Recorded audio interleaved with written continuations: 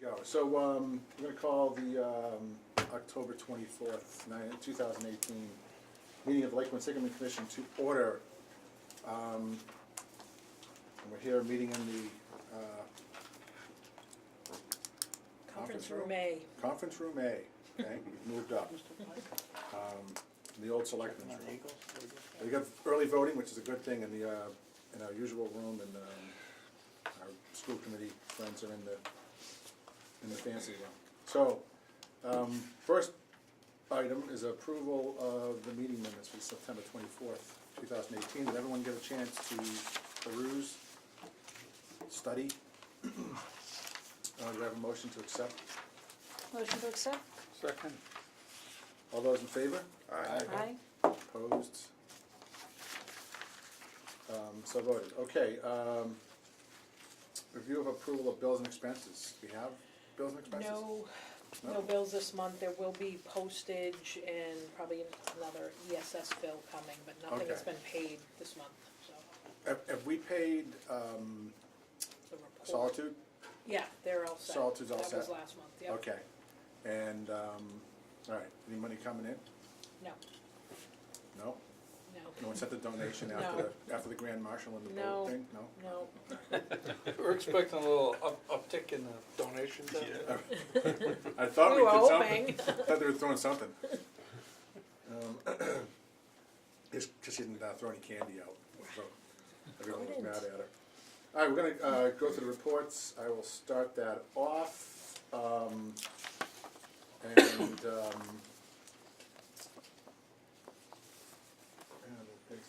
Okay, so, I guess I don't really have much of a report. Oh, I do have a report, I'm sorry. So, a couple of weeks ago, there was an oil spill off of Atlas Road, and it manifested itself in terms of why we care about that. Is it ended up on Lake Quinsigamond at the end of Sontag Road. So, if you're familiar with Atlas Street, there's a big warehouse and a train yard up there. Not a train yard, but there's a train road that goes by it, and it's been a warehouse for as long as I can remember. And there were some people up there resurfacing the road that went into this. I don't know if it was in the public road. I think it was actually the Atlas property was private property. So, long story short, there's three tanks buried in the ground up there. They kind of tarred around one of the pipes, and they didn't cap it correctly, I guess, and it got water. It overflowed, went in, ended up in a retention pond that's a little bit downhill on the other side of the tracks, and from there it went through a pipe down and ended up on the lake at the end of Sontag Road. So if you're not familiar with Sontag Road, it's south of on Lake Ave, probably about. The last left before Sunderland Road, right? Right. Well, no, I think Whitler. Oh, okay. I think Just Whitler's before out that. there. Yeah, so it's next to last left there before. So anyway, it ended up down there. Good news is everyone got on this thing right away. The city of Worcester did a real good job. They got down there. I spoke with the folks from Inspectional Services, and the DEP was there. So everybody did what they were supposed to do. They put a boom up to retain as much of the spill as they possibly could. And we're still waiting for the report to come back to see what the damage was. Okay. Mr. Chairman, can I ask a question? Who reported it? How did you find out that it occurred? A neighbor. Neighbor? A neighbor reported it, that they saw the oil in the lake, and then they went back, and originally the story came out, because this is how these things are evolved. So, Facebook first comes out and it says, oh, there's a big spill down there, we got this problem.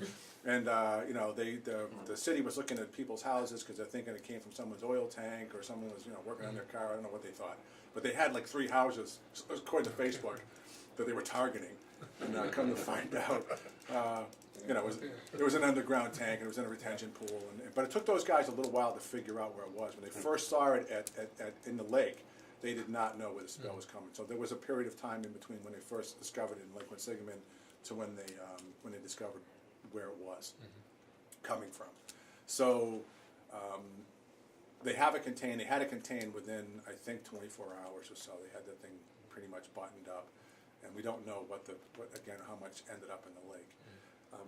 I'm gonna go back, I know we had a discussion regarding rule number 2, which is you can't dump stuff in the lake type thing, and, things happen, okay, but this is an example that, it's not really, my focus on that was to get us to a point where, we have, at least on paper, an ability to go after someone in a more substantial way than $500 fine. The DEP will get them, won't they? We'll see what happens with DEP. I mean, my concern is, what does it cost to clean up Lake Quinsigamond? Because that's really the thing we have to question, we have to be concerned with, not what DEP is doing, anything like that. Is if it gets in the lake, well, how much is it going to cost to get up? And those type of spills especially, is one thing when we have a sewerage spill or something, because that's kind of organic and that goes its way, and, it kind of comes out. Oil can last a while. So, but that's the kind of thing I was really focusing on, versus just one thing happening to us. We do have a lot of sewer spills in the lake, but most of those have been either acts of God or accidents, and the system's what it is. So, but when things start to happen that other things start to happen that are more dangerous, those are the things I'm concerned with. So, and there's a lot of industry, a lot of things that could happen upstream, uphill from Lake Quinsigamond. So, what I'd like to do is I really want to form a committee to review the rules, period. I mean, there's the rules that we have on there. When they last updated and signed? I think Wayne was still chair when that happened. So I think it's time to kind of go through there, do some housekeeping, button that up over the off season. I'm hoping that other people in the commission will help us step up and help us do that. Unless you want, me right now. So that's that. Looks like the lake's kind of been. I gotta take Mike's comment. The lake's, the use of the lake is getting less and less from a residential standpoint. There's not as many boats out there, so it's kind of quieting down a little bit. The schools are still out practicing and rowing. There's still tournaments and whatnot. There was someone that asked us to do a scrimmage on there, and we didn't really have enough time to get all the paperwork and to chase down all the necessary stuff to get them for this meeting. There's not really a substantial, the way that the rule, this is Rule 25 and 25A, but the way that rule is written is basically any event on Lake Quinsigamond. And it could be a tournament, it could be a practice. Any event that's scheduled and ongoing and that would has the potential to substantially alter the use of the lake at that particular time is an event that should be permitted. And so it doesn't matter if it's just a practice or a scrimmage. So you can't just change the definition of something and you're out there racing. Oh, this is a scrimmage. It's not a race. Yeah. So that's that would normally be under the guise of that. I think at this particular point in time, this part of the season, that if they were out there with 4 or 5 boats, and we don't know how many boats there because they're bringing schools from out of town. I think St. John's was the asking for it, right? And then they were bringing in. Well, somebody from Boston. I think it was BC High or something like that, right? Okay. So, but it's there, and I'm, hey, go for it. But if I want to be out there and do your thing, I'm all for it. But we need a little bit more time. So if that's possible, please let us know a few weeks in advance. I think this was something kind of a new approach they were taking. But if it's organized like that and it's scheduled, it needs a permit. Or they used to come in and ask us for a permit. We can sit around and say, look, we can sit there and say, well, you don't really need a permit for this because there's no one out there, you're not gonna really affect anything, and go at it, but, thank you. Thank you very much. That sounds like they're having more fun than That us. was fun. Yes. That's Yes. And with that, for this part of it, I've got some more stuff downstream here, but that's it for me. Mr. Piker is not here tonight. Sean's not here tonight, Captain Steele. Well, in the interest of brevity, I have no report. I understand the Red Sox first pitch is at 8:09. That's my report. Okay, thank A you. lot warmer here than. That's good. Than watching that.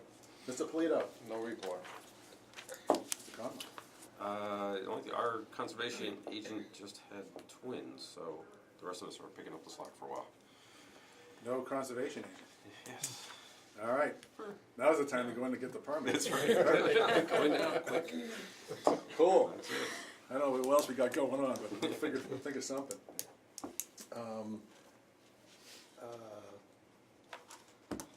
Ms. Amer. No report. Okay. Mr. Smitis. No report.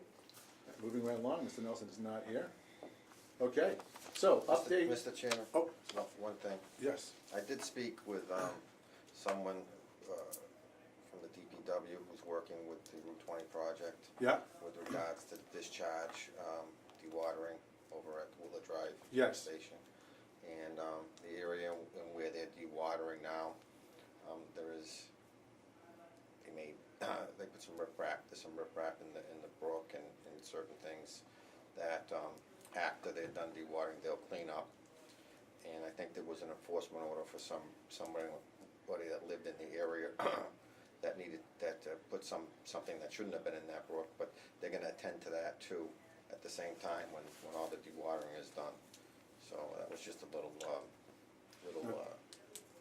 Thank you for that. I actually have some comments about that neck of the woods there. But what do you know what the enforcement order what was in? It was years ago. It was given to one of the neighbors that did some work there. Okay. It was one of the neighbors. Was it a silt thing or? Years ago, a neighbor put something into the brook. He never cleaned it up, but as a result, now that the work is being done to improve the station and the dewatering in that area, and they're dumping discharge there, they're going to take care of that enforcement order, even though it wasn't them. Yeah. They did it, somebody else's. All right. Well, that's good news. That brook is an important flow into the lake, and is getting accretion's been getting smaller and smaller and smaller. So until in the season this year we've had a lot of water, so it hasn't really been a big issue. But it can if the water's a normal pool for that time of year, it almost dries up there. So it's significant. So whoever over the years has been putting stuff in there, I'm glad it's getting cleaned out. So that's good news. All right. So an update on the lake monitoring report. Spit that out. Easy for you to say. Yes, exactly. So ESS did give us a report on that. We don't have a printout of. I did bring two. Okay. I think I emailed it to everyone, but I do. So did everyone receive a copy of that? I'm not sure I One did. could open it. Was that in, It was with the agenda. okay, I'll look for that.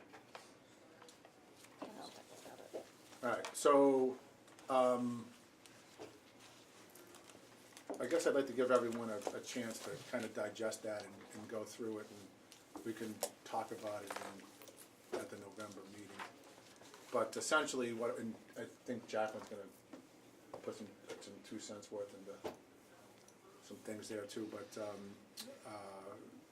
essentially, Solitude had done the treatment, and we're bound to send a report out to the conservation commissions of the 3 communities to kind of follow up on what we did and what the results were. They did some water quality measurements. One of the things that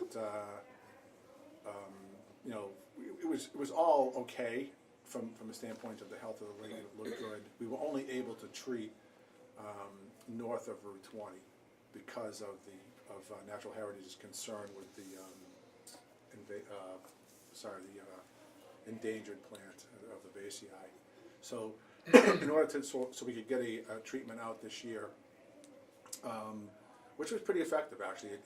It went in there, got rid of some stuff. I mean, we have a long road ahead of us to get things done, a long expensive road ahead of us to get things done. But it was effective.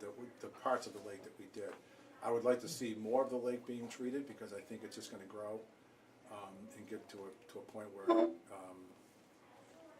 it's not gonna get any better if we don't treat it. So that's something we're gonna have to go back to, keep going back with Natural Heritage and try to work through all those issues. But, there were some, alarming, water quality issues in terms of phosphorus counts that, kinda came through. And above, Route 20, or I say north of Route 20, not really an issue, but when we got down and they test, the three areas that I'm concerned with is they test right behind Sears Plaza on the Route 20 culvert. Okay, if you guys familiar with that is, where the Half Moon Cafe is, used to be Polly's and some sport, I forgot the name of the sports bar. Anyway, right there at that culvert, and then they test again, kind of in the middle, or the southern middle of Flag Pond, right? So that, if you're looking at the map, that's the basin that's to the right, is Flint, where the dam is that goes into Grafton, and then there's Flag or Flint on the other side. So they test right there, and then they test again at the Irish Dam. So, the phosphorus count at that point, and that was just a 1 day test after the treatment, but they tested it and it got worse to the point where it started out about, I think it was somewhere around the 18 is it milliliters? Is it? Milligrams. Yeah. And Parts per billion. you don't really have to worry about it till it, you're not raising your eyebrows until it gets to like 20, and then you look, you kind of keep an eye on it. When it gets to 50, that's a bad thing. So anyway, I think it started out at 18. It was like 22 in Flag Pond, and then when it got to the Irish Dam, it was 31. So 31 is is down the path to bad stuff. So we don't really know what happened. It could be something acute at that area there, that's some kind of substance going in there. But, hey, Bill, sorry, you've been walking around Town Hall looking for us? Yeah. Is- So I just wanted to kind of raise that up, and I'd like to continue testing down there. One of the things, it could be a bunch of different stuff, but there is construction going on right there, at Route 20. That's where the pipes are being made. The Whitler Station's kind of around the corner from that. So there's a high concentration of things going on right in that area.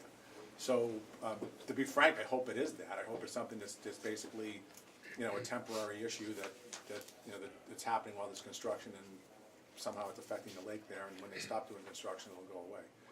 But I do want to keep an eye on it, because that's not a good figure, especially at the Irish Dam. So that's something that the Grafton folks should be kind of concerned with, that, it's coming for you guys down there. We also did, speaking of Grafton, we also did some testing at Hubby Pond. And this was an interesting thing, because before they fixed the dam, the Hubby Dam, you had better access down to the pond. You could get down there, you could throw a rowboat in there, you could do stuff, right? Well, they fixed the dam, they fenced it all off, and they kind of made it nicer. So now you can't get down there with a boat unless you know somebody with the land. And so we were only able to get, we weren't able to get as much sampling as we wanted to. Next time, we'll do a better job with that. But there's milfoil in there. That was the plant that they saw that I think we should be concerned with. And so if it's in, it's obviously in Flint Pond right near the dam. And if you look at the maps, and then it's in Hubby. So that's going to mean it's coming to. Well, you guys already have milfoil at Lake Ripple. It's back. So, but again, I'm going to reiterate to Grafton that you got to get you got to help us with the source here, because that's It's gonna keep coming. it's going to keep coming. No matter what you do down there, it's going to keep coming, and not just it goes past Lake Ripple. All the way down there. To Fisher Mill Pond, all the way down to the South Right. Grafton. So which is a swim area. Yeah. So anyway, that's my sad story. I'm hoping that I got to go back. I'm going to do the report I'm gonna go on and present this to the selectmen and all the selectmen and the city council of, you know, Shrewsbury, Grafton, and city of Worcester, and kind of go through and, you know, tell them what, you know, what we did, so they know what they're, you know, they're spending money on, and, so, when I go to all the communities, I would really appreciate support and help at that meeting. You know, I come in there and it's easy to beat me up because I don't live in Grafton, or Worcester, so, it'd be good to see residents in there and keep us, you know, kind of in the. Want some protection on West Oak? Yeah, I want some protection, right. I actually, Roger, just give me a parking space, I'll be happy with that. When's the meeting? Yeah, the city hall. Huh? What's that? When's the meeting? I don't know yet, I gotta schedule that, Yeah. so, it's gonna be one of the city council meetings, so it'll be a Tuesday night, I guess. But that'll be good, and I don't, Grafton Selectmen, they meet Mondays or Tuesdays? Tuesdays. Tuesday? Everyone meets on Tuesday. So, Tuesdays will be a busy time. But we got a lot, you know, we got a lot to talk about, especially now for Grafton, because there's a lot of stuff in there that. I'll see where we can get better access to Hobby Pond. Yeah, I tried to go through Ray's, because I thought Ray had shore, Yeah. and he doesn't, he goes, no, I don't, because I go down to like this far, and, Yeah. because it'd be fine, he could come in there. But he said, that's not me, so we have to figure it out. We probably have to go through some land on our bund, Yeah. or get the state to put a gate up, Yeah. get us access somehow. at that point, I don't know. Okay. To tell you the truth, you know, and that's what I told DSS, is that at this point, that water was running so high, they could have put a boat in at the Irish Dam Yeah. and literally floated that boat down the Quinsigamond River, because when water's at that height, that's Yeah, it's pretty navigable. So, they could have done it that way, but they didn't. So. All right. That's that. Any questions, comments about that? Okay, so the annual drawdown is scheduled to happen. I talked with our friends at DCR, and they're scheduled to do it start on November 1st. As we know, the drawdown doesn't all happen at one time. You know, so it's not like they're gonna pull the plug and it'll be down 30 inches in a week. It's probably gonna take 2 or 3 weeks for it to go down. So we're getting the stuff together, sending out the butters notices, and preparing for that. And on November 1st, we're gonna go in and start the first phase of bringing the gate down. And right now, there's a lot of water in the lake. The lake is you know, is high, unusually high for this time of year. And I think we're gonna get another rain event this weekend, yes, so it keeps on coming.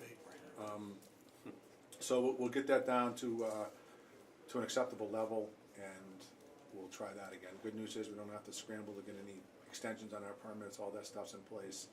So we're hoping we'll have a good season for that. And any questions on that? How big is the drawdown? In terms of the height of the Yeah, water, height of water. 30 inches. Was it 30? Yeah, it's 30 inches for a couple of, that's the guidance you get from DEP.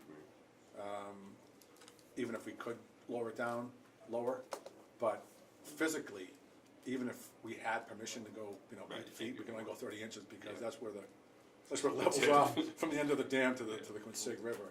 That's it, that's all we got, so we can't bring it down. We talked about it when they replaced the gate, about changing that, but you'd have to dredge like the whole river. What's the cubic volume, do you know? I don't. I know, I can tell you the cubic volume, like, at any one point that's going over the dam, because that's on the national, the feds have a site that monitors it, they monitor it heavy. And Okay. so, you could look at that and you can say, oh, okay, it's going over it. Right now, it's probably going over there at 60, I think the last time I saw it was like 70, CFS. yeah, CFS, so cubic feet per second. So it's going down. You could calculate it. Yeah, you can calculate what how much. I think also they can do that from, can they do that from elevation maps or something like that? They can figure that out. Again, a calculation. Yeah. The state should have the surface area of Quinsigamond. So you could be able to look up from the state what the surface area is, Okay. and then multiply by the 30 inches. The figure I use is, it's a lot. Says it all. There's a lot of water. Look out, Grafton.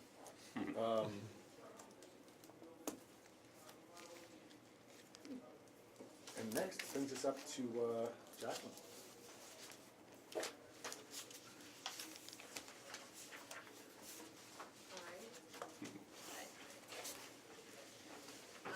Hi, I'm Jacqueline Burmeister from the City of Worcester Department of Public Works, Lakes and Ponds Program. I was out on Lake Quinsigamond doing my semi-monthly monitoring on Tuesday, so yesterday, and nothing surprising. The lake temperature at the surface is about 55 degrees. Oxygen levels are good at the surface. As we know, the oxygen tends to be reduced the further down that you go. We found the anoxic zone to begin around 32 feet, which is about, means the lake hasn't quite turned yet.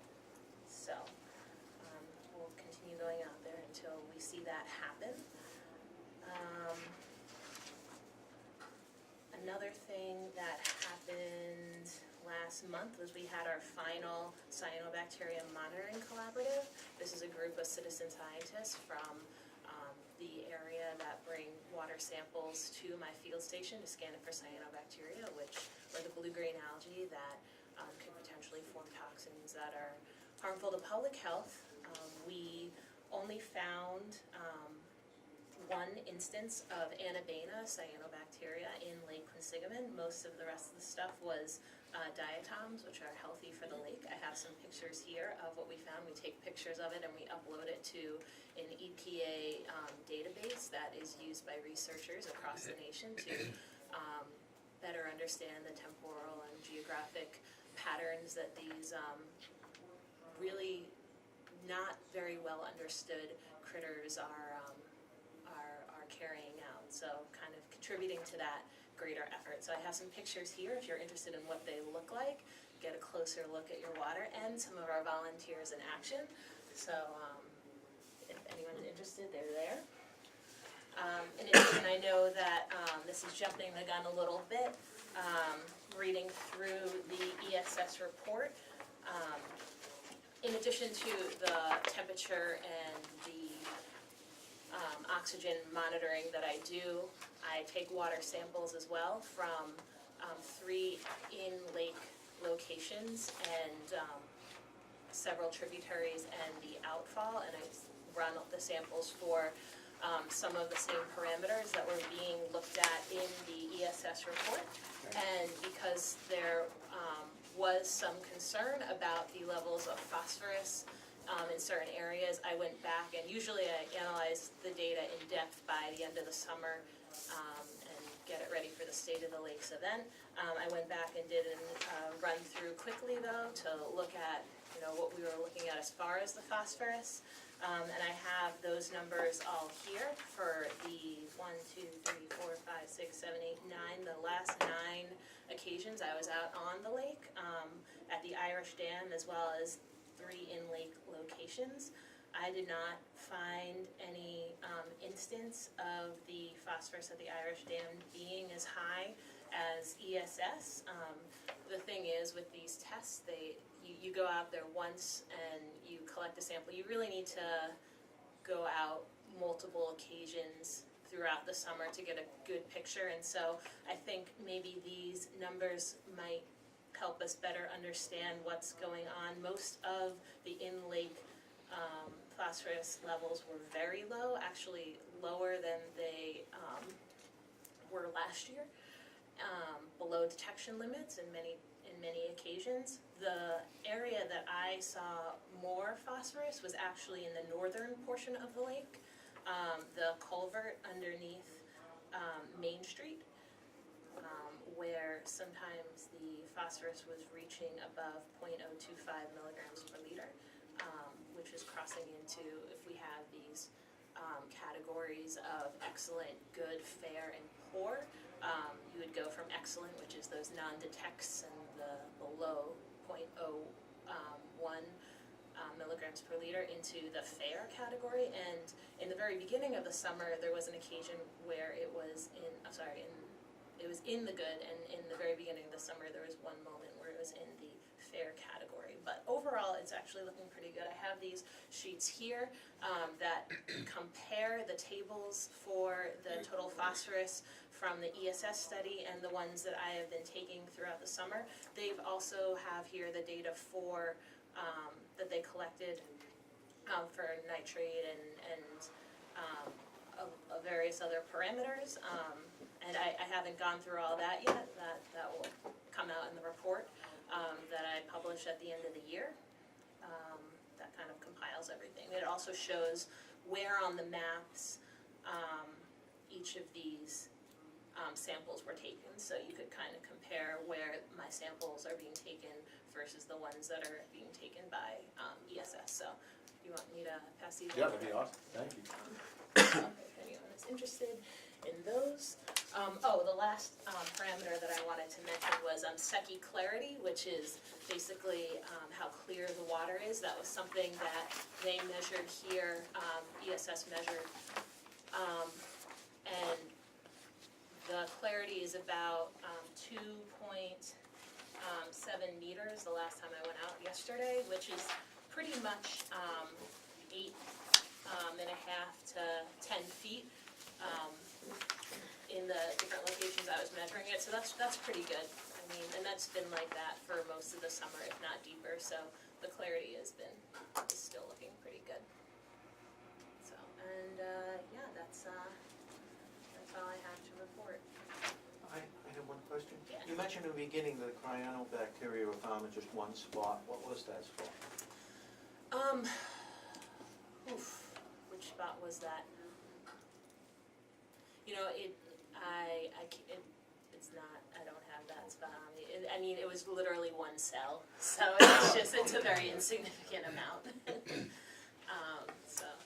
To that, what's the criteria for like it being a toxic level? How many, in the water column is considered dangerous? There are 3 parameters that are looked at when you're judging whether it becomes a dangerous level. The first is if there's a scum mat on top of the water, and so you visibly see the mat of green algae on top of the water. The second is if the cell count, if you take a measurement and have the cells counted by someone under the microscope, and that reaches 70,000 cells per milliliter. And then the third is if you detect a certain amount of toxins in the water. What we found is that even when we reach the threshold in Lake Quinsigamond, we haven't found the need to test in that way or count the cells yet, because we've never, knock on wood, had a real issue there. But in the other lakes, we have found that even when we reach that 70,000 cells per milliliter threshold, we aren't seeing toxin production yet anyway, so. That's good. So is there a natural background level of cyanobacteria? There are. Cyanobacteria are naturally occurring. They're actually one of the oldest living things on the planet. And they live in everywhere, not just aquatic environments. And so in all lakes and ponds, there is low levels of cyanobacteria. Even in the Just cleanest naturally, lakes? yes, just naturally occurring. And so it's really when the ecosystem becomes out of whack that they're allowed to reproduce at a higher rate and kind of outcompete all of the other plankton that's in the water. And so at the Cyanobacteria Monitoring Collaborative, we are looking not just for cyanobacteria, but for these other things like the diatoms, like the green algae, like the golden algae, because those are the things that kind of hold the cyanobacteria population in check. And so you'll see on that sheet some pictures of diatoms that are very encouraging for the lake. Jacqueline, this is great news. This report's better than I expected it would be. I think this is, for all these years, we've always, surmised the lake was kind of like this. We had a little bit of testing when we did the treatments and things like. But this is so good that we're actually getting some real numbers now about the quality of our lake, which actually doesn't sound too bad. Yeah, I'm going to continue to look into those numbers at the northern culvert, on Main Street, because that was surprising to me. We didn't see those numbers, in the previous year, that we did the monitoring, so I'm just gonna take a closer look at that and, see if we could get some hints as to what's going on there. Yeah, the June 5th test, scary. Yeah, and it wasn't even a wet weather event, which was, so, Had construction started on 290 at that point, or? that I don't know, I could look into that. But again, with these tests, like, we're grabbing a sample of Yeah, water. yeah, yeah. And so if something like got into the water sample, and I'm in the culvert when this is happening, it's dark. So, I know exactly what, I know exactly where you're standing, yeah. So, but yeah, it's definitely, because we see consistent high numbers, not necessarily as high as that first one, Yeah, yeah, but, yeah. yeah, it's definitely worth Higher than continuing you- to look into. right. Yeah, Though, if you look at all four of the numbers, it's a geometric increase. It goes up every time and it's increasing geometrically. So that could argue that there is a source that has been working longer term well, it's These numbers actually decreasing. go the decrease, at the North Culver. at the North Coast. The others are all below detection. Right, and the Irish Dam is all over the place.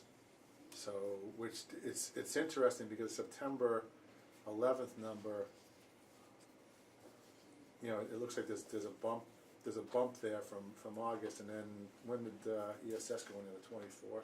Yeah, So then right around there. that went up, and did you do that? Did you say you did that lately? I have results coming in with the next round, like, it takes a few weeks Yeah, for yeah, the yeah, results yeah, to come I back. thought that, so you Yeah, guys so have a chance we'll to have talk another, again. we'll have another round, coming Yeah. in. So, in a few weeks. I think one of the things to Looks better than I thought. to Captain Steele's point or comment that, you know, one of the things we want to do is make our testing more, you know, right now, the way it's getting done is we got like at least three different organizations testing the water in Lake Quinsigamond for different reasons. And, you know, we're not getting consistent, we don't have all that data at our hand, you know, in front of us. So we're trying to coordinate and get all that stuff put together. I think that, you know, part of the management plan, at some point, that we may want to consider, you know, spearheading or taking over that testing, so we have all that data and we have control over it, and we know what's going in, and hopefully with the help of lakes and ponds, to kind of keep the costs down on that stuff. But the other issue with the three different groups testing it, or at least there's at least three different groups testing it, is they don't always use the same metrics. So you're testing things and it's not the same numbers that come back from the same thing that they're testing. So I'm confused. You scientist folks are, you know, probably smarter at it than I am, but I really would, you know, because again, and Jacqueline is been a proponent of this as well, is that, you know, it's really about the source, and this is really going to help. This kind of data is really going to help us determine where our problems are, and help us map out our next steps. Because the lake management plan is, you know, in my mind, it's a moving, living, breathing thing. It's not written in stone, and we're not gonna just take this thing and play it out for 5 years. We're gonna have to keep, you know, adjusting and dialing it in to keep ahead of this stuff, so. And again, you know, Lake Quinsigamond still continues to be in the middle of a densely populated and developed area, so, and it's not, you know, it's not getting less dense, so, Yeah, this seems like a nice comprehensive quality report, you know, report for the quality of the water. I know you're talking about when they're testing for all the other things too, the Department of Public Health. I'm talking about Department of Public Health, but also this kind of testing as well, all testing. Yeah. You know, what, This is the first time we've had this comprehensive of a report Correct. that I've seen. I think it's So, excellent. but it's not, you know, that's not as comprehensive as we should be looking at, is my comment. It's great, and way better than we've been doing. But So you'd like to see better scheduling of all the different I'd like to reporting? see a more consistent, focused thing on, you know, and have everybody coming in together. If you got all these organizations going out there and doing tests, that's great. But I still wanna make sure that we're, you know, we're doing all the stuff we wanna do. And there's some areas in the lake I'd like to test more consistently than we're testing as well. Maybe it's just a matter of consolidating all the reporting into one document. Yeah, it's gonna be all that. First of all, we have to gather it up. You wouldn't believe how hard it was to, like, you know, who's testing what. You know, we had to start there.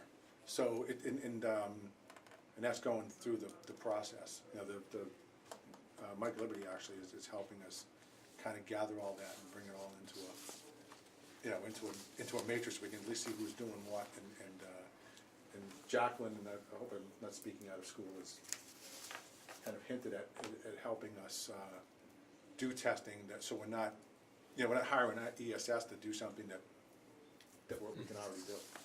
That's, No, it just, Is that- you don't wanna replicate work. right, we don't want to replicate work, we don't want to pay for stuff we don't have to pay for, so that's all good stuff, and you know, that's where we're headed. This is a great step for us.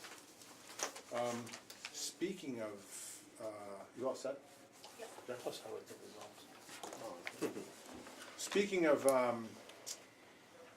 that, just a brief discussion about money, which I should have brought up a little bit before, but we talked about this briefly at the last meeting, but Senator Mike Moore had put in a request for $100,000 on the environmental bond bill, which is awesome. That's the good news. The bad news is they have not funded, the Baker administration has not funded the $100,000. So, all of the local reps, our whole contingent, which was really good to see this, signed a letter, and I'm talking, you know, Hannah Kane, Mike Moore, Dave Meridian, Harriet Chandler, Jim O'Day, all of them signed on to this, you know, bipartisan. I like that, I thought it was a good So, to get this thing done. What they would like us to do is to draft a similar letter, which. Your letter seemed very similar. It was. You know And I that. just wanted, you know, as a side note, in my defense, I called the council and said, do you mind if I just use your letter? And they said, that's fine, because we used yours. So, that's where they cut the wording from. So, okay, so that's the bad news, I didn't remember I did that. But, so, I did make a couple of changes to it, but not very substantial stuff. So anyway, what I'd like to do is this is the original we're gonna use. I'm gonna pass this around and ask everyone to, well, first, I guess we should have a vote. Do we wanna Do send you a need a letter? motion or anything for this? So you have a motion to send this letter to, I make a motion that we send a letter that's similar to the one that the selectmen and the senator sent. Second. all those in favor? Aye. All those opposed? Abstentions? All right, so moved. So voted. So I'll lead it off. I have to track down Mr. Piker and Officer Valieri, but. I won't even write checks now unless I find that pen. So there's phosphorus numbers. So what kind of things can cause, I mean, just gonna, is it something that's using fertilizer number one, has phosphorus I had in it, 4 that bill notes. kick that up that much, or is it something more systematic? Yeah. But you have to look at the drainage area at that Yeah. point. There's a stream that goes, the Poor Farm Brook goes into that northern end of the lake. Right. And it drains a huge portion of Worcester. So you have all the way up from Worcester Country Club, down to the ball fields, it all drains into the lake. Right. Is the little So- retention pond near Hanover, is that also going to Poor Farm? Is that supposed to go into? Say that again, I'm sorry. There's a little pond up by Hanover Insurance. Like if you take that access road to go from, Right. to go from Lincoln Street over to Belmont Street, like you're going to, That's what the fishery Is that guy Burncoat said. Park? It did. In Burncoat Park? no, you know, No, when you, Hanover you know that little Insurance. access road, Roger, between Lincoln Street and Burncoat Street? Like you're gonna go to Millbrook? right? Yeah. And you know, you're stuck in traffic, there's a fence there, but there's a That- little pond like right there, and, That used to be Bronco Park. oh, is that, oh, that, Yeah. oh, that's right, that's the We old, used to that's the fish. hood. We fished there, we used to fish That's this. right. They stole the park to build that access road. But that's a small pond, we used to, I don't remember the name of that pond. Burncoat Pond. Is that what it was? Because I know it was Bronco Park. I do have Yeah, the phosphorus numbers for that Poor Farm Brook as well, and Yeah. so as I do the State of the Lakes report and the report Okay. for Lake Quinsigamond, all of that data will be compiled and When's analyzed. that thing going, I'm not trying to rush you, but, Yeah, no, last year it was in February. yeah. Maybe in February. Okay, so I'm gonna say this, that was probably, of all the things I did with the commission over the off-season, that was probably the most enlightening, meaningful thing that I did, was go to that event. Jacqueline did an incredibly good job, so you think this report was nice, you should see that one. And that was really, really good. And the other thing that you get No, exposed, what lake was that for? all of them. Oh, for Worcester. For all of them, which is, my next point is, not just Lake Quinsigamond, she did the major lakes separately, you know, she presented Lake Quinsigamond, she presented Indian Lake and Patches and Coves and all that, but, you know, those people were there, like the people from Indian Lake, the people from, and I'm gonna say this because it needs to be said, there was 2 people from Quinsigamond, the biggest lake in the area, so that was kind of lame on that part of it. But not just you should go up just to, you know, to show numbers. You should go there to hear that and to learn what's going on and what the other lakes are going through. And, you know, you're gonna get a sense that, you know, we're not the, you know, we don't have the biggest problems in the city for a body of water. The Indian Lake has interesting problems sometimes. That's right. I heard it was the people that lived around it. Yeah, Really they're was. problems. There was really a problem down there. But the, yeah, it's a really comprehensive report, and there's a slideshow, and they even had box lunches, like a box. Oh, yeah. You know, we had You get a we had refreshments. You have refreshments, We huh? had refreshments there. We so- should have that here. Like, I would have preferred like sushi or something. I don't know if we could put that in the box. Money Because no there's a whole lake thing going on. From the lake. Yeah. John said we get those, Freshwater Asian sushi. clams? We'll be there all night trying to pick them up. It'll take like 1,000 of them to. So, okay, so now I got it back here. All right, thank you for signing on to this. Send it back to me after. Yeah. Do you wanna hold it till I get, or should I don't wanna carry this around. Yeah. Searching down Mr. Get raggedy looking after a while. And Sean. I guess I'll try to meet Sean up at the station house or something like that. I'll try to send Mike up here. To your, I'll have. Yeah, well, just leave it at that counter, Ask for Angela, yeah. anytime, day or night. All right, so we'll keep up, we'll do an email posting that when I get the schedule for that report. And, it's, like I said, it was very meaningful and well done.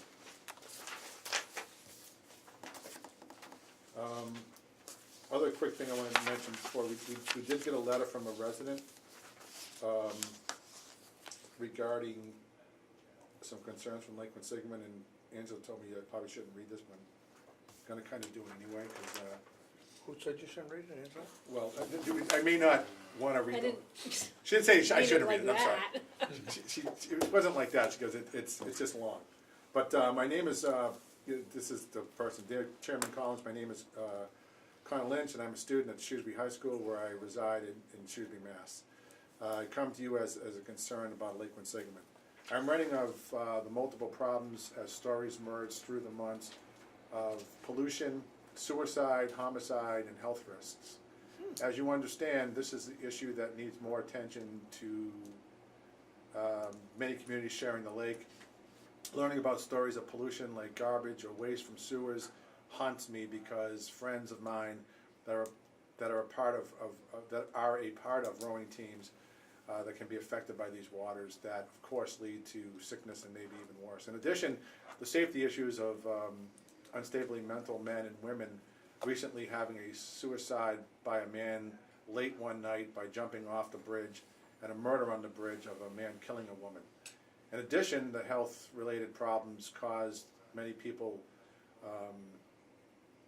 consist of stories or I'm reading this verbatim, or news of people getting heroin needles stuck on their feet or the other harmful bacteria in the water. Because of this, residents are harmed, hospitalized, and injured by just trying to enjoy our beautiful lake.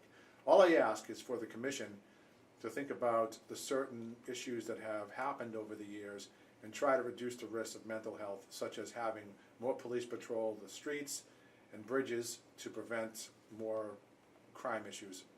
Possibly cleaning companies or volunteers to help the gallons of waste and trash all throughout the lake to make the water cleaner for recreational use. I thank you for taking the time to understand my belief and concerns. I firmly believe we can all make Lake Quinsigamond a better, safer place.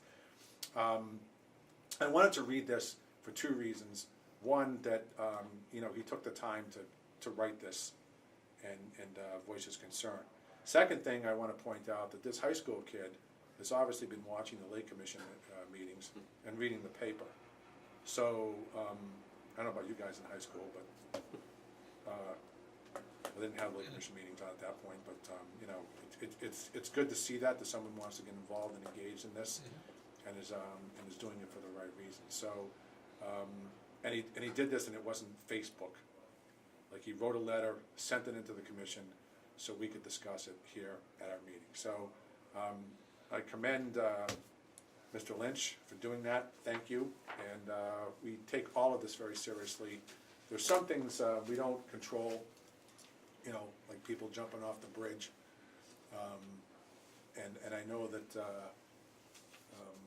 when that kind of stuff happens, that both the town of Shrewsbury and the city law enforcement are all over it. So all the things that my commitment to this is that anything that we have purview over and that we can control and affect in a positive way, we will absolutely endeavor to do that every single time. So I really appreciate you speaking out. Okay.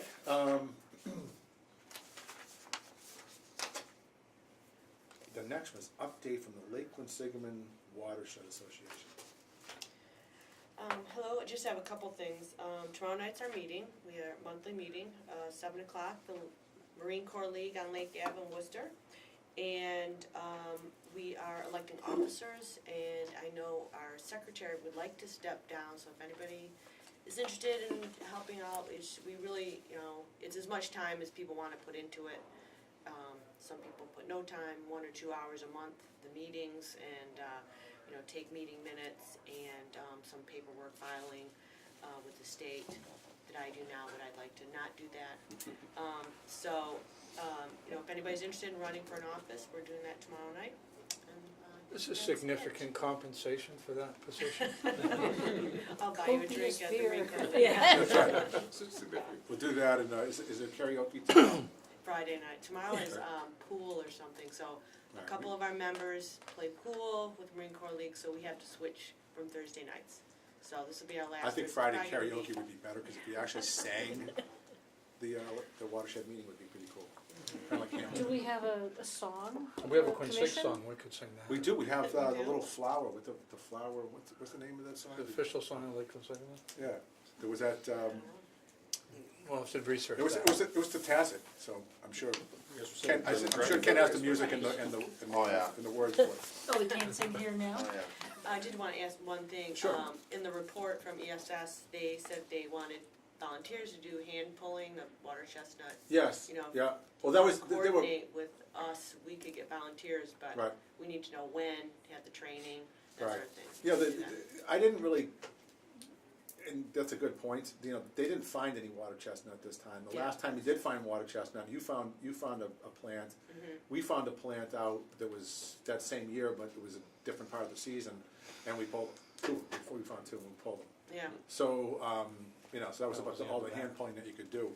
What we'd like to do is educate people, and we've already done this with the weed identification thing, and so keep people involved in that. So when you see water chestnut, Just yank it. pull it. Yeah, I wouldn't recommend pulling milfoil or any of the fragment spread plants, because you're just gonna exacerbate the problem. So don't pull that stuff, but if you see the water chestnut and you know what it is, pull that. Please do not pull the basii if that gets to the surface, because we'll get in all kinds of trouble for that kind of thing. It's a little white flower at the top if you see it. Cool. And, yeah, that'd be a great thing to do. Cool. And any volunteer we could do would help us keep the cost down for that.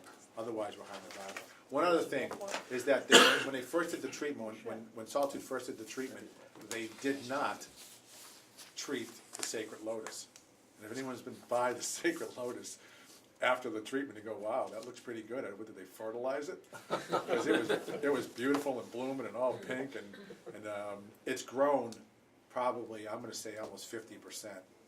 So it's bad. Since then, they went back and they treated it. They realized what they did or didn't do, I guess, and that they didn't get to it, and so they went back and they treated it. So we'll deal with that again. But that's something that we gotta keep going at. It's a seed-based plant or seed spread plant. So you know, once the seeds hit the sediment, it's gonna keep growing. So that's gonna be something we're just gonna be dealing with for the next decade or so. But if we keep at it, it'll be better. I have one more thing to add to the watershed. Solitude Lake Management is gonna do a cleanup for us on Flint Pond. They're gonna go out in a boat and try to collect trash for a couple of hours as a volunteer project. When you say Flint, like by Oak By the Island? boat, yeah, Yeah, okay. by the boat ramp. So So- they're gonna do that in the next week or so, That's an excellent thing. yeah. All right, Make a motion, we adjourn? Second? all those in favor? Did we Aye. set a Decide meeting a for date the for next next meeting. week? Oh, I'm sorry. For the next meeting. Angela, do we have a 28. 28? Yeah. Is that, After Thanksgiving. that's after Thanksgiving, right? Okay, is that good? Thanksgiving, 22nd, I think, Is that- yeah, 22nd this. Hopefully back in the old selectmen's room. All right, so we'll be the Are we 28th. having like a turkey dinner? All those, or anything? Leftovers. yeah, leftovers, we'll get leftovers. Yeah, a week later. Yeah, Yeah. So, Doesn't keep that. freeze your leftovers before you bring them Freeze in. it. right. All right, Decided Thank you. the 29th or the 22nd?